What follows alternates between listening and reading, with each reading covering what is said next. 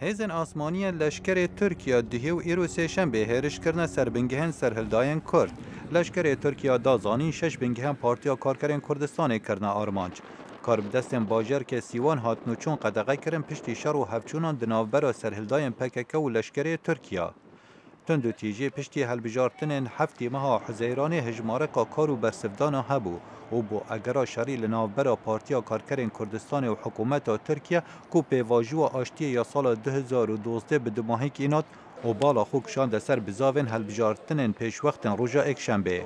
سروک ترکیه رجب طیب اردوگان دلخوش بو به انجام هلبجارتنان و گود بریارا قلب و آرامی و تناهی ولاتی بو. و ملی اراده یکی مجدار خلکی بریار بو آرامیه دا. هیچ بجارک دینی نج بلی تناهیه.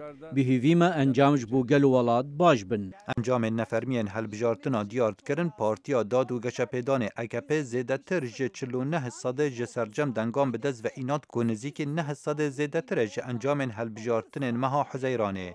سروک وزیر ترکیه احمد داود اغلو داخواز جه پارتیان سیاسیان پرلمان نیکر دز بدز کاری بو دستور کانی یا مدنی و نشتمانی بکن.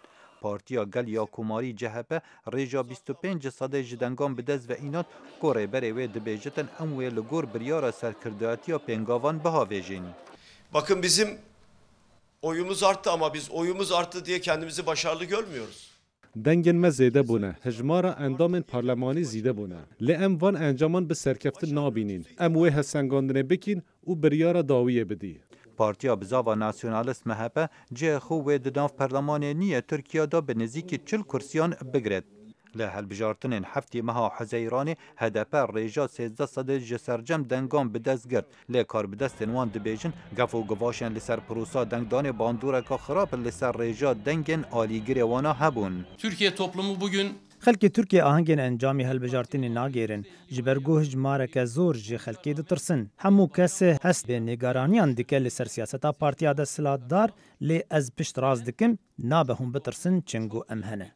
جاودرین اوروپیین هلبجارتنین ترکیه رجدی لسروک ترکیه رجب طیب اردوگان کر کاری بود ماهیک اینانا جدابرین ترکیه پشتی هلبجارتنان بکد و اوه واخویا دکد جاودرین رخراوا پاراستن و هفکاری اوروپا هزدکن کو پروسا هلبجارتنان لجر ترسه دا درباز بو.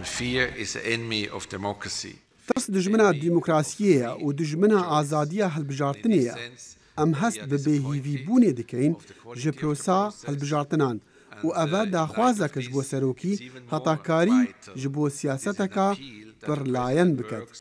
هلبت بوچون وزارت در و یا امریکا جدانه بو جرایا شانده اوروپی که ریگری هبون لبردم دنگدانه. خلکی بجار هنه لی ریگریان ام نیگران کرین. راپورتا داویه لدمک زوده تراگهاندن.